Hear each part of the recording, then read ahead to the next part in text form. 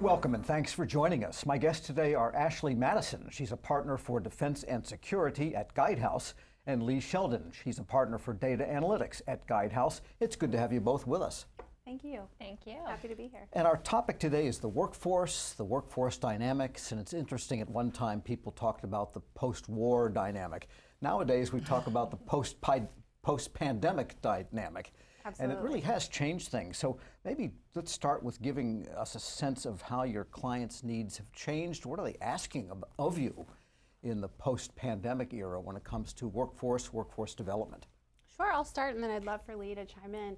You know, the pandemic, regardless of industry, affected our clients in a myriad of ways, from increased resignations and attrition, to labor shortages, to employee burnout, particularly for some of our clients who work in the national security sector, who weren't allowed to take advantage of some of the new work modalities that were put in place in terms of telework and remote work. So our clients, particularly federal clients, if you think about budget sequestration and some of the budget cuts that have happened over the last decade or so, unfortunately, some employee-related programs had been cut. And so as this new normal hits in and they have to shift to remote and hybrid work and deal with, you know, mass resignation, really they're struggling to address some of these workforce realities that they're grappling with, and some of the old axioms are changing. And so we find our clients coming to us to understand how to build culture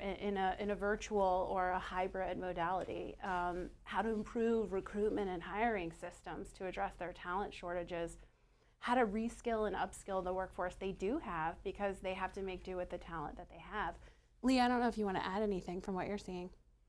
I think just to summarize with everything that Ashley just overviewed, we are seeing a tremendous focus on the intentional use of data.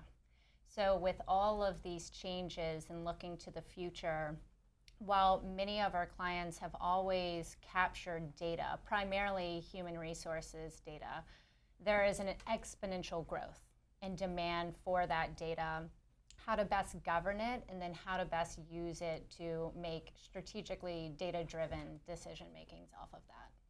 And just a quick follow-up question on the burnout. Yeah. Is it people that were coming in that were burning out, or the people that could telework, or both? I think it's both. You know, obviously the federal workforce, like workforces across the United States, we're grappling with school closures, you know, increased caregiving. We're grappling with, you know, not having daycare available. There were a number of challenges that I think impacted the workforce, and, you know, grappling with those new increased, you know, being a homeschool teacher, being a caregiver, et cetera, with having to maintain your full-time work, potentially shift your work modality. That was stressful, even for those that had the opportunity to work from home.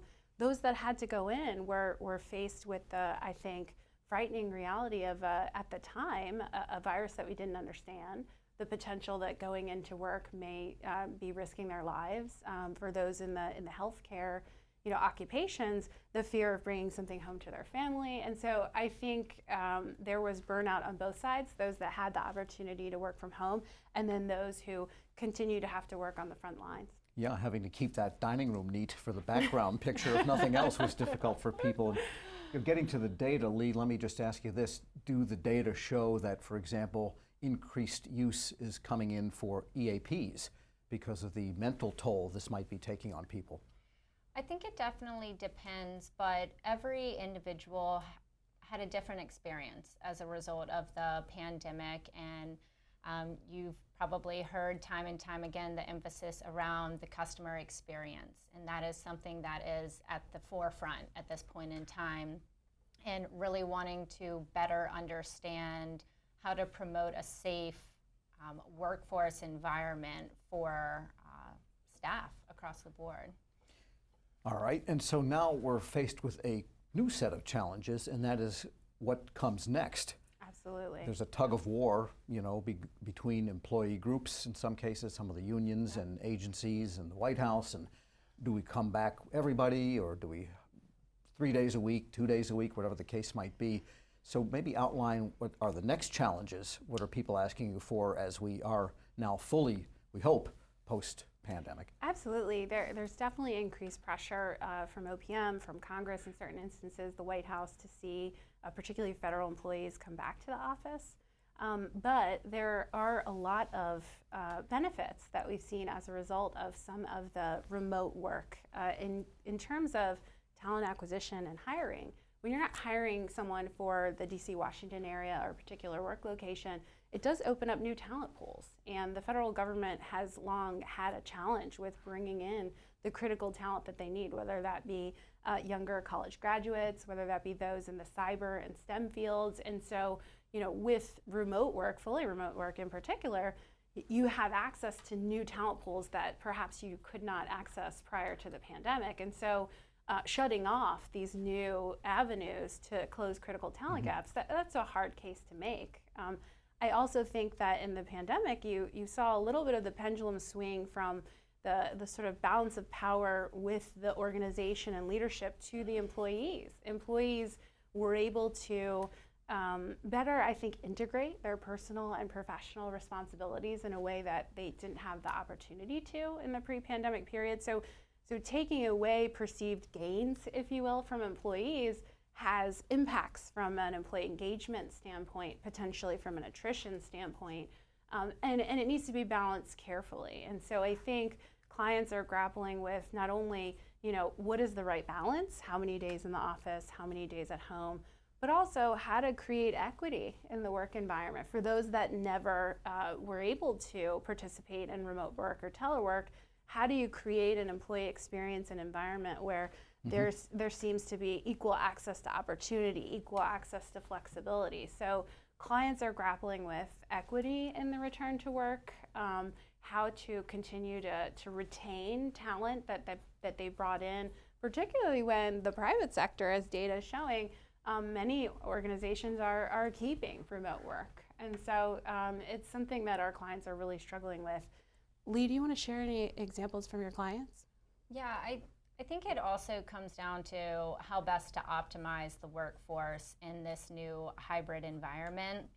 A lot of data has been showing that individuals are actually more efficient working from home, better usage of time, right? Less frustration from the traditional morning commute in, which some people just really throws their day off, as you could imagine. But to Ashley's point, coming back to the flexibility that is really now on the table, and a bit of fear, right, in terms of losing staff practitioners at the idea of mandating return to work and not keeping that flexible mindset. And can you measure these things? I mean, you mentioned there's an exponential growth in data other than the traditional that you might have about the workforce. What are some of the data elements that agencies, organizations should maybe consider developing to get that good view of what's going on with the workforce?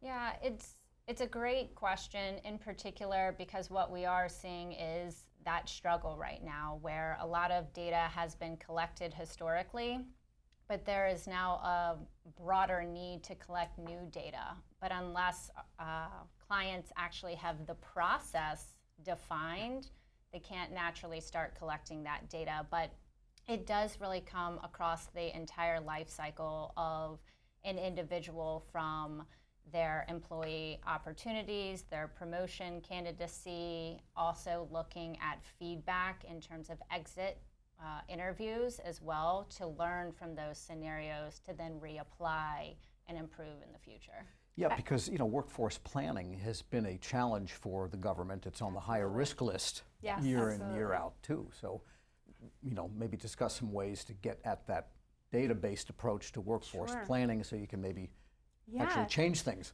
I think a couple of things I would add to what Leigh was talking about is we've also seen clients using employee engagement data, so comparing employee engagement data that they collected during the pandemic and now as they've started to reintegrate to the office. So we've seen an emphasis on employee engagement data, an attempt to have productivity data. I think in certain functions like acquisition, and other functions in terms of like HR processing, they have a lot of transactional data. So I do know clients doing some comparisons to understand the productivity impacts. GAO recently put out a study that they were mandated by Congress to perform, sort of a study of studies, if you will, comparing private sector data during the pandemic period. And it has shown, some increases in productivity. Now that is not the federal workforce and data, but it does give you some tangential ideas that there are perhaps anecdotal gains in productivity, but certainly it has to be balanced with some of the things that you miss out when you're not in the office in terms of mentoring, in terms of employee development. Relationships that you gain. Right. Exactly, and that collaboration that you might want to do for brainstorming or those types of engagements, which can often be more effective when you're in person.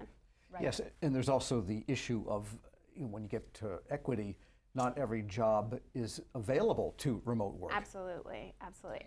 And that's a huge impact, I think. My clients are primarily in Homeland Security and in the Department of Justice. And as you know, as law enforcement professionals and national security professionals, they didn't have the opportunity to work from home. And so the emphasis now is on creating an equitable employee experience. So those that didn't get those perceived, flexibilities or gains feel that they're having an equal employment experience. And so my clients are having to get creative in what that means. Yeah, so equal is not necessarily the same for everybody. Exactly. All right, Yeah. we're going to explore that a little bit more, but first we're going to take a short break. My guests today are Ashley Mattison. She's a partner for Defense and Security at Guidehouse. Leigh Sheldon is the partner for Data Analytics at Guidehouse. I'm Tom Temin, host of the Federal Drive. You're listening to Evolving Complexity Series Workforce Dynamics, sponsored by Guidehouse here on Federal News Network. Welcome back to the Evolving Complexity Series Workforce Dynamics, sponsored by Guidehouse here on Federal News Network. My guests today are Ashley Mattison. She's a partner for Defense and Security at Guidehouse, and Leigh Sheldon, a partner for Data Analytics at Guidehouse. And I'm Tom Temin, host of the Federal Drive and your moderator today. And before the break, we were talking about the idea of workforce planning, which is something the government needs to improve. And maybe, Leigh, we'll start with you. How can you help clients in the government do a better job of workforce planning? And I have a feeling you're going to say it starts with a data basis to do so. It's a great question. COVID caught everyone off guard. The world was not prepared, and that has taught us a lot in this post-pandemic era that we're now all sitting within is how do we prepare for the next event? And what does that look like? And on the positive, we were able to collect quite a myriad amount of data throughout the COVID pandemic that we're now looking to better use to predict how we need to be prepared in the future. So not only looking at our current workforce and understanding the roles, the location or the locality of our workforce, but using analytic modeling to actually run scenarios to understand what type of processes need to be established or hardened so that way if an event occurs in future, we are prepared. We know how to handle working with our workforce to pivot and adjust while maintaining the current state. And can these analytic constructs and this way of doing it also be used and applied to, say, workforce planning in terms of future skills? Because this comes up as over and over again as a problem for agencies. We don't have the people that we need now because of contemporary changes in the market or the technology, whatever it is that we need. And with technology in particular, it is it's booming. And so it's a struggle for everyone at this point in time to understand. And not only that, you will continuously have individuals retiring from the workforce. And if you do not have a retention plan or a strategy in place to backfill that individual, how are you going to maintain your operations? So to be honest, that is probably one of the most prominent trends we see in workforce is preparing for our staffing and helping our clients understand not only how to use data to help inform that, but also what roles do you truly need? Roles are ever evolving, and analytics and technology are becoming more to the forefront. So how do we actually enable individuals to have some of those skill sets, recognizing that not everyone's technical, not everyone's purely functional, but what does that mix look like? And I think workforce planning, it can take two sides of the coin. A lot of our clients are asking us for workload staffing models to understand how many people do we need to meet current demand in certain functional areas, how many will we need to meet if demand shifts, so sort of that future scenario planning. But also workforce planning, it can be data driven but take a skills approach. So looking at critical skills that you need in the workforce now, whether that be analytics, whether that be enterprise risk management, whether that be critical IT skills around application development, and understanding what is that current supply that we have, what do we believe that future demand to be based on certain programs, and what are the gaps? And with the gaps, that's when we try to develop different workforce interventions, whether that's recruiting to bring in new talent, whether that is retention, because you know that this is a critical talent segment, so what can you do to increase the likelihood that they're going to stay with the organization?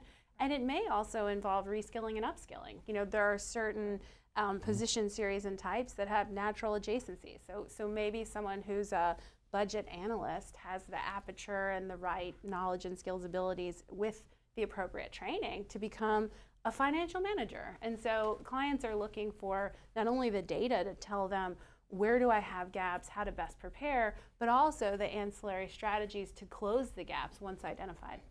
Yeah, in fact, sometimes workload and skills intersect. I mean, this came up with one agency the other day that has to regulate and give licensing approval for a new form of technology for nuclear power plants. And it's completely different from what they were approving in the 60s, 70s, and 80s. And so they need the people that can understand this new technology and therefore calculate how many applications we're going to have, what the workload might be. So it's a skills and workload combined. I'm so glad you mentioned that too. And what we're also coaching our clients is sometimes not to hire for a particular skill, but to hire for a learning aptitude, because the half-life of skills is getting shorter and shorter. So over an employee's life, they're going to have to refresh their skills, learn new technologies a number of times. And so rather than hiring someone for, say, their Python skills, hiring them for, you know, their ability to acquire new skills, their aptitude to learning. And so that's something that we have to balance in targeting particular individuals with a skill set versus hiring people that have the ability to acquire the skill sets that you'll need over time. And that leads to the question of the readiness of the hiring and HR workforce to use these data and analytics. You know, I remember the days when if you were a manager, you had a black book of people you knew in the industry. You needed someone, I wonder what they're up to, you know, give them a call, and that was recruiting. You know, that was, you know, workforce planning. Not so much today. It's much more regulated in the federal government, Yes. as Leigh will tell you. Do you want to talk about some of the ways we're helping to use data to improve recruiting and hiring processes? And also getting the hiring managers and the HR managers equipped so that they can use data and analytics as opposed to Absolutely. whatever strategies they had, you know, in the past. What data is also really helping to inform is success in terms of how are they doing in terms of some of their targeted hiring events. People are being very intentional in terms of how they're using their time to target and recruit candidates into agencies. And some are better than others, and that's natural. But understanding that success or where there might be opportunities to even change the strategy to how they are even looking to recruit, that is where you can use data to help drive how to change your process.